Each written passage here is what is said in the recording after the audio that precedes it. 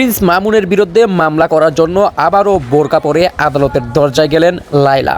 ইতিমধ্যে আপনারা দেখতে পাচ্ছেন কোর্টে মামুন একাধিক উকিলের সাথে কথা বলছে, তার টনক লড়ে গিয়েছে আবারও। লায়লা কি আবারও পারবে মামুনকে জেলে পাঠাতে? আপনার কাছে মাফ চাই ভাই, হাত জোর করে আবারও মাফ চাই। আপনি বারবার বলেন তো যে আপনি জনসম্মুখীন এসে মাফ চান, আপনার মামলা তুলে নিব, আপনাকে মাফ করে দিব, এই যে মাফ চাচ্ছি। দর্শক, এবার কিন্তু প্রিন্স মামুনের আর কোনো পথ খোলা নেই, তাকে এবার আত্মসমর্পণ করতেই হবে লায়লার কাছে। কারণ লায়লা এমন একটা বিষয় নিয়ে বর্তমান সময়ে কথা বলতেছে, যেই বিষয়ে যদি আর বেশি কিছু বলে, বেশি কিছু যদি ভাইরাল করে দেয়, তাহলে কিন্তু প্রিন্স মামুনের এই সংসারটাও আর টিকবে না।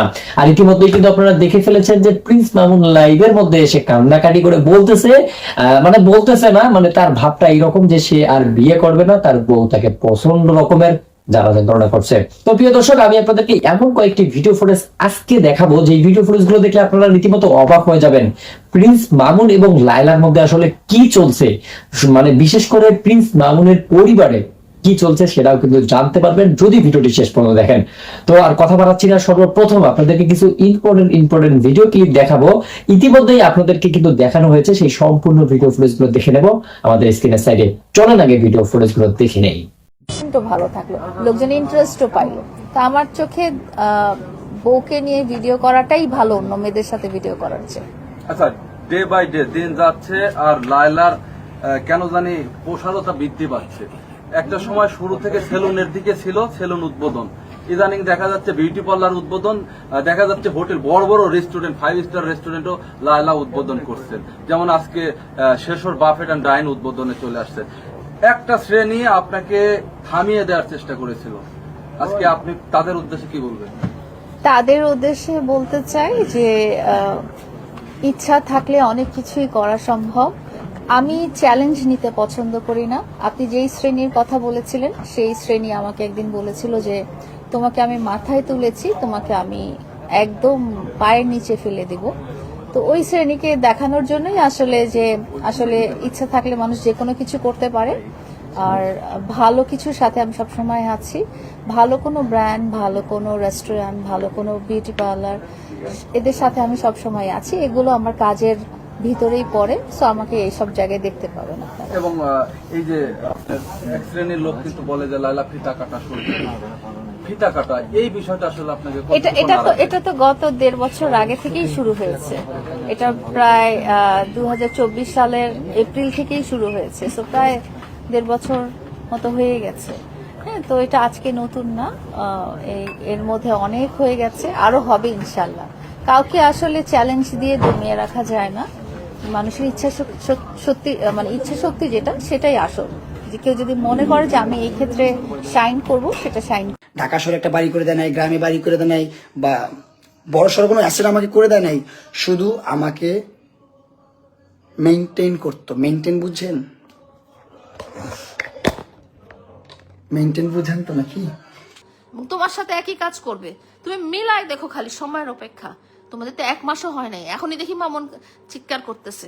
হ্যাঁ, আরো তো পড়েই আছে দিন, যে যদি লিগ্যালি বিয়ে করে থাকো তাহলে তো বুঝতেই পারবা। এই শাশুড়ি যেসব জায়গায় আছে, এই ননদ যেসব জায়গায় আছে, সেখানে কোনো স্বামী স্ত্রী শান্তিপূর্ণ সম্পর্ক করতে পারবে না। আর তোমার শাশুড়ি এরকম শাশুড়ি যে টাকা নিয়ে মেয়েদের কাছে টাকা নিয়ে এনে মামুনের রুমে মেয়েদেরকে ঢুকায় বাইরে থেকে দরজা লাগাই দিত। 200 টাকাও নিত, এরকম হয়েছে। আমি 21 সালে ওর সাথে আমার সম্পর্ক যখন প্রথম ছিল, তখনও দেখছি 200 টাকাও নিত, মেয়েদেরকে নিয়ে মামুনের বেডরুমে। মামুনের যে আপন বড় ভাবি, যিনি কথা বলতে পারে, ওনার কাছে শুনছি আমি, মামুনের কম্বলে 2 পাশে 2 মেয়ে নিয়ে ঘুমাইতো। তার বয়স নাকি 17। 2 পাশে 2 মেয়ে নিয়ে ঘুমাইতো। আমার নিজের চোখে দেখা বিছানায়, বসুন্ধরার বাসায় যখন আমরা আলাদা ছিলাম, ভিডিও কলে নিজের চোখে দেখা বিছানায় 5-5টা মেয়ে নিয়ে ঘুমাচ্ছে। ওর মা 5টা মেয়েকে নিয়ে ঢুকাইছে। এই যে অনামিকা ঐশী, এই যে ইরিন, এই যে আরো কত কি, হ্যাঁ, আনিসা, হ্যাঁ, এইসব মেয়েদেরকে কে ঢুকাইতো বেডরুমের ভিতরে? যেই বাসায় মা আছে, যেই বাসায় বোন আছে, সেই বাসায় একটা অবিবাহিত ছেলের বেডরুমে মেয়েরা দরজা লাগায় কি করে, কেমন করে যায়? তার মা এরকমই। তোমার কাছেও বাড়ি চাবে কয়েকদিন পরে, তোমার কাছেও এটা চাবে, ওইটা চাবে, সেটা চাবে। তোমাকে ইনকাম করে খাওয়াতে হবে। কেন আমার কথা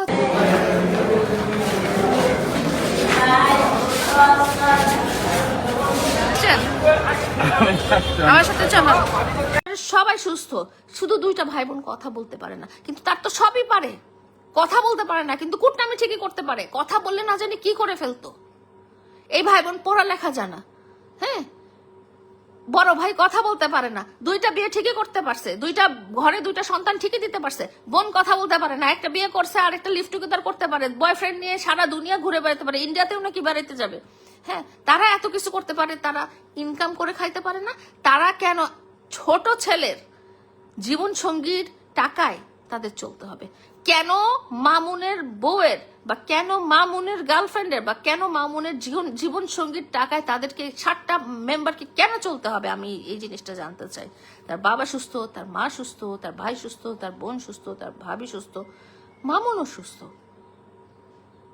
তো দর্শক, এতক্ষণ থেকে কিন্তু আপনাদেরকে অনেকগুলো ভিডিও ফুটেজ দেখানো হয়েছে, অনেকগুলো আমাদের কাছে ইন্টারভিউ ছিল এবং আমাদের কাছে যে হিডেন ক্লিপ গুলো ছিল সেই ক্লিপ গুলো কিন্তু আমি ইতিমধ্যেই আপনাদেরকে দেখে ফেলেছি।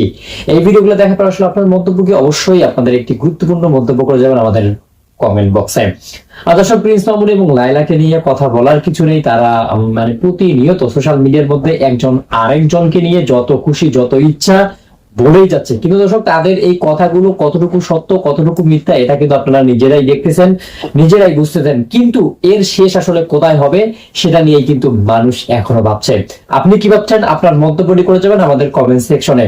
দর্শক, আজকের ভিডিওটি শেষ করছি এখানেই, আবারও দেখা হচ্ছে নতুন কোনো ভিডিওতে নতুন আরো অনেকগুলো টপিক নিয়ে। সবাই ভালো থাকবেন, সুস্থ থাকবেন, আবারও দেখা হচ্ছে নতুন এপিসোডে। আল্লাহ হাফেজ।